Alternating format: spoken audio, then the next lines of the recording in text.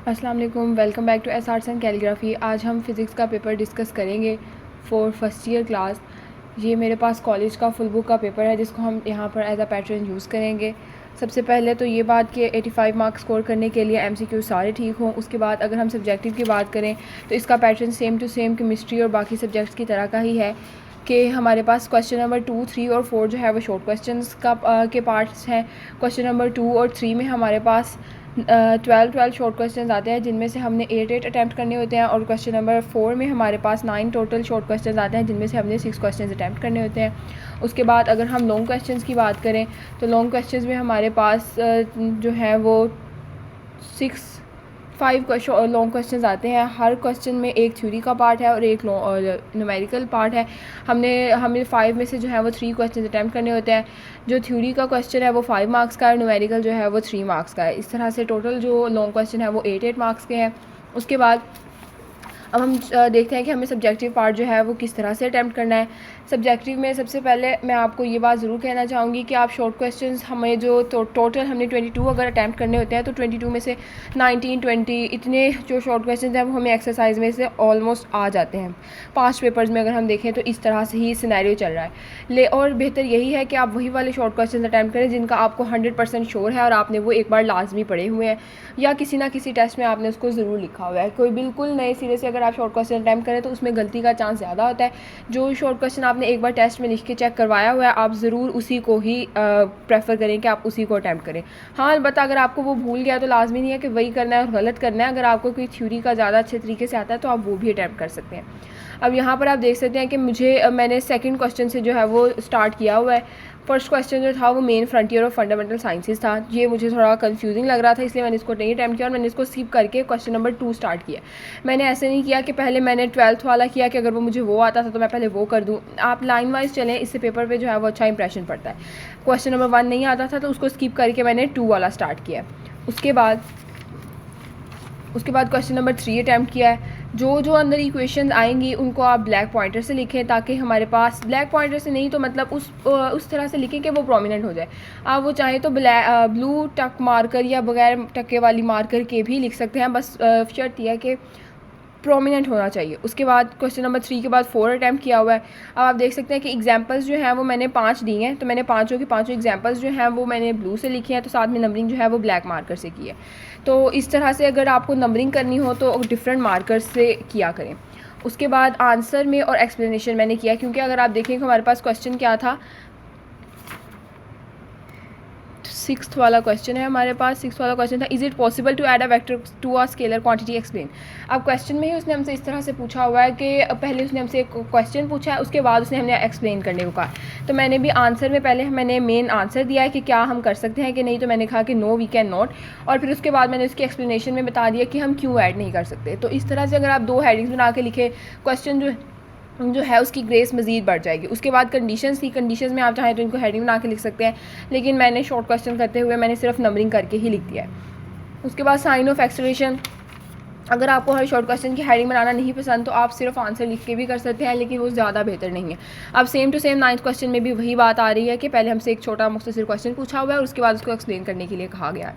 उसके बाद मैंने ये जो 10th वाला है ये गलती से मेरा अटैम्प्ट हो गया था, वैसे इसको करना अच्छा नहीं सही है।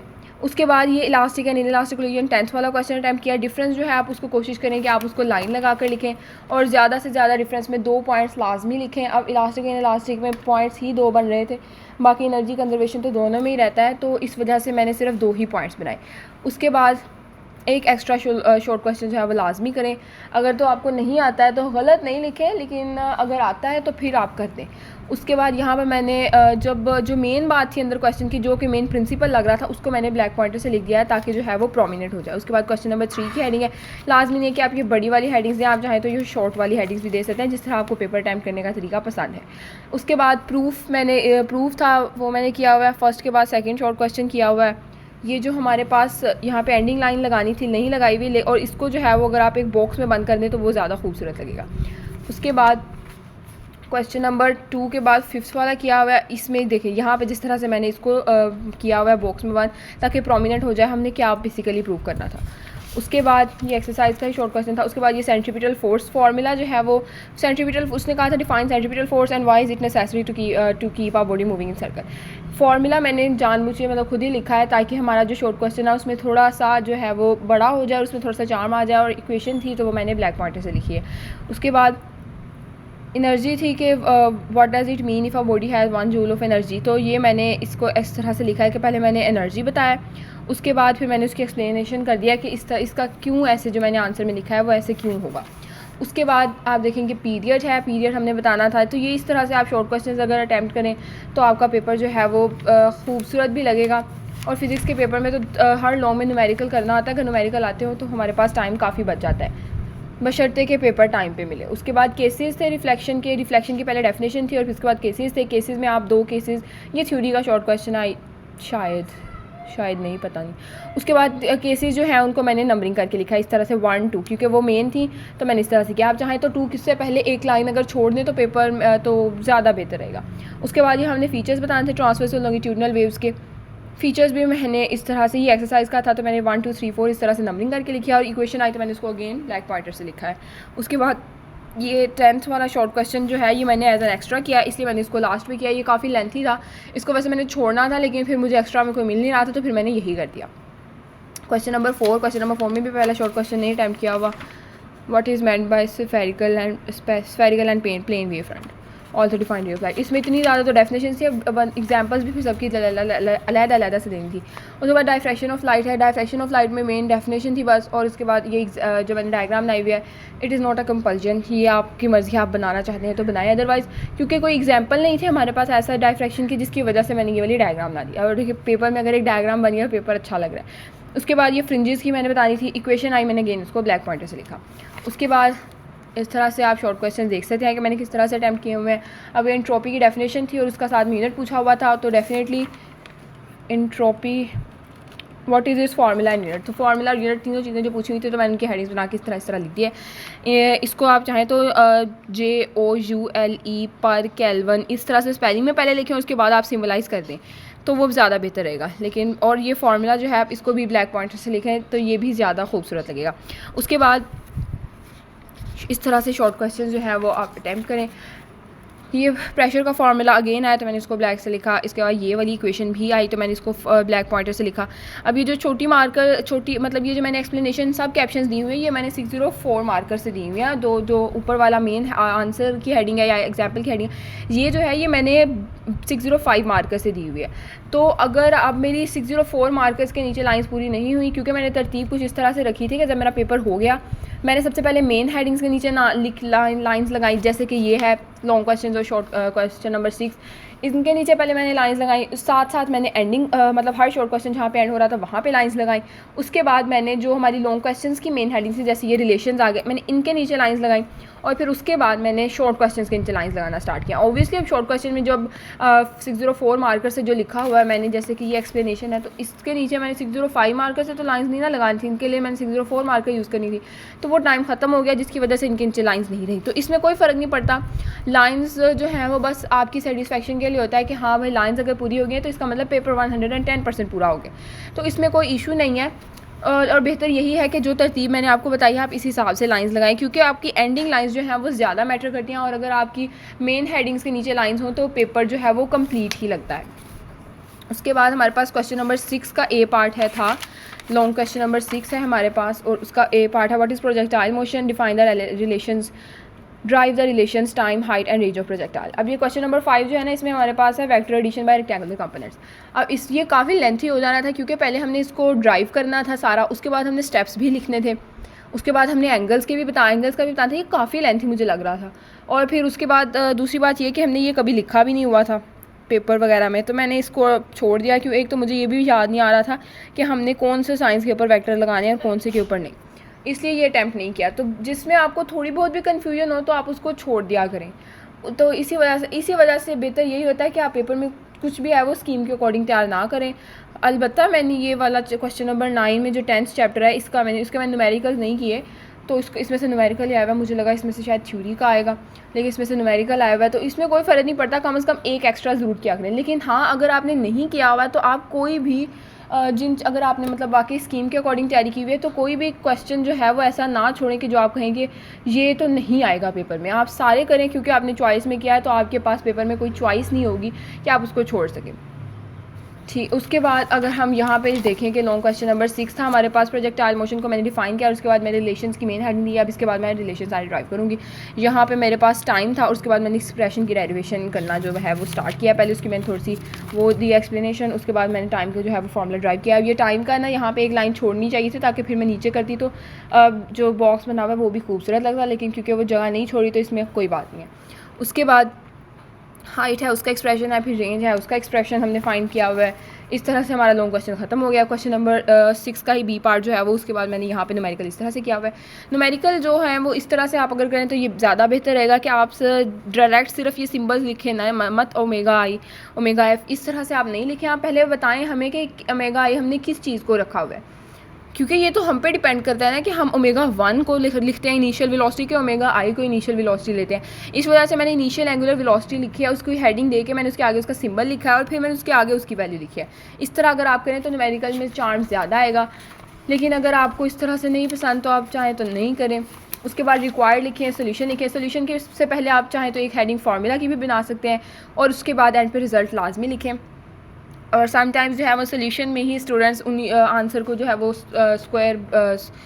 स्क्वायर में लिख देते हैं, तो वो भी कोई इतनी बुरी बात नहीं है, आप चाहें तो उस तरह से भी कर सकते हैं। क्वेश्चन नंबर 7 था हमारे पास terminal velocity. Terminal velocity main heading थी, तो मेन हेडिंग उसके बाद मैंने इसकी दी क्योंकि हमने उसमें प्रूव क्या करना था कि what is terminal velocity drivers relation, और या फिर हम दूसरा मतलब इसी को ही एक और तरह से भी पूछा जा सकता है कि prove the terminal velocity is directly proportional to the square of radius. अब ये स्क्वायर ऑफ रेडियस के डायरेक्टली प्रोपोर्शनल है अगर, तो हमने ये ड्राइव करने के लिए डेफिनेशन पहले लिखी और उसके बाद हमने उसकी डेरिवेशन लिखी। एक्सप्लेनेशन मैंने स्टार्ट की है, एक्सप्लेनेशन में ही मैंने सारा जो है वो ड्राइव कर दिया। अब ये जो एक डायग्राम बनी हुई है गो कि हमारी बुक पे नहीं बनी हुई, लेकिन ये मैंने इस वजह से बनाई क्योंकि हमारी टीचर ने बनवाई थी और लास्ट टाइम उन्होंने मार्क्स काटे थे। अब पता नहीं पेपर में ये शॉर्ट लॉन्ग क्वेश्चन आए तो आप बेहतर है ये बना दें क्योंकि इसमें कोई चीज़ गलत नहीं थी और वो सिंपल सी एक बात है कि ड्रैग फोर्स अपवर्ड है और ये वो। उसके बाद सारा एक्सप्रेशन मैंने ड्राइव किया, इसको जो था वो आपने एक सर्कल में स्क्वायर में लाजमी बंद करें, बेहतर लगेगा। उसके बाद मैंने कंक्लूजन में लिख दिया कि अब expression shows that terminal velocity directly proportional to the square of radius.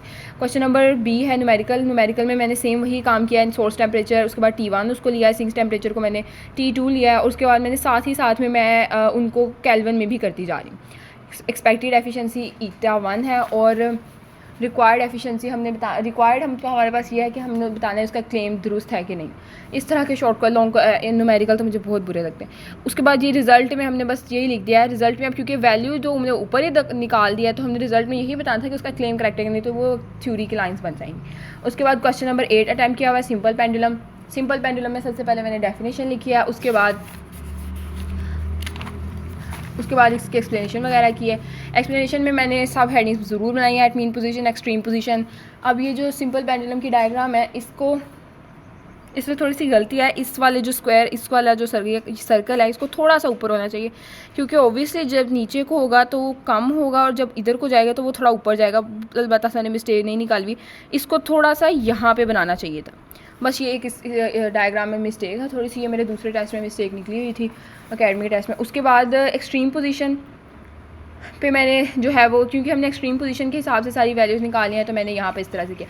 अब आप देख सकते हैं कि जो मैंने एक्सप्लेनेशन एट मीन पोजीशन ये सारी हेडिंग्स मैंने ब्लू से दी हैं, उसके बाद लिखा थ्योरी सारा ब्लू से हुई है, तो मैंने ये वाली जो डायग्राम है इसको मैंने ब्लैक से बनाया। अगर मैं ज़्यादातर इधर ब्लैक यूज़ कर रही होती तो फिर डायग्राम बेहतर था कि आप ब्लू से बनाते। डायग्राम को हमेशा ऑपोजिट कलर की पेंसिल से ड्रॉ किया करें। उसके बाद ये सारा इस तरह से मैंने डेरिवेशन की हुई है, इक्वेशन जो मुझे मेन लग रही थी उनको मैंने ब्लैक से लिखा हुआ है। उसके बाद अब हमने इनमें प्रूव क्या करना था, दो चीज़ें हमने प्रूव करनी थी। हमने एक तो प्रूव करना था कि ये सिंपल हार्मोनिक मोशन होगा और दूसरा हमने ये बताना था कि हमने इसका टाइम पीरियड का रिलेशन कैलकुलेट करना था। Prove the motion is simple pendulum और also derive relation for time period of simple pendulum. तो अब यहाँ पे इसी तरह से मैंने अब क्योंकि अब मैंने इक्वेशन तक खत्म करके अब जब मैं प्रूव ये करने लगी हूँ कि सिंपल हार्मोनिक मोशन, तो मैंने SHM की हेडिंग ले लिया। उसके बाद ये प्रूव करने के बाद relation 5 shows that the motion of इस सिंपल पेंडुलम। उसके बाद पीरियड की हेडिंग है, क्योंकि अब हम पीरियड ड्राइव करेंगे। जो जो बातें आपसे पूछी हों तो उनकी हेडिंग्स लाजमी बना दिया करें। इससे क्या होगा कि क्लियर होता जाएगा कि आपने सारी जो हैं वो बातें जो हैं वो प्रूव किया। उसके बाद ये सारा मैंने इस तरह से टाइम पीरियड ड्राइव करके टी की वैल्यू निकाली। इसको भी चाहे तो एक बॉक्स में बंद कर सकते हैं। उसके बाद कंक्लूजन में मैंने तो बता दिया है कि shows that simple pendulum is independent, कि ये वाला रिलेशन हमें क्या बता रहा है कि इंडिपेंडेंट है टाइम पीरियड से, वही जो लास्ट पे ग्रीन बॉक्स में लिखा हुआ है। उसके बाद बी में मैंने न्यूमेरिकल अटैम्प्ट किया हुआ है। λ1 फ्रीक्वेंसी फंडामेंटल फ्रीक्वेंसी ये कैलकुलेट करनी थी, तो मैंने इस तरह से करके रिजल्ट में जो है वो दोनों वैल्यूज़ को लिख दिया। एंड पे आपने क्रॉस लगा देना। इस तरह से पेपर अटैम्प्ट करें, इंशाल्लाह ताला 85 ज़रूर आएंगे आपके मार्क्स। उसके बाद इंस्टाग्राम पे भी आप मुझे फॉलो कर सकते हैं आर्ट्स एंड कैलीग्राफी के नाम से। उसके बाद और दूसरी बात ये कि best of luck for your next papers.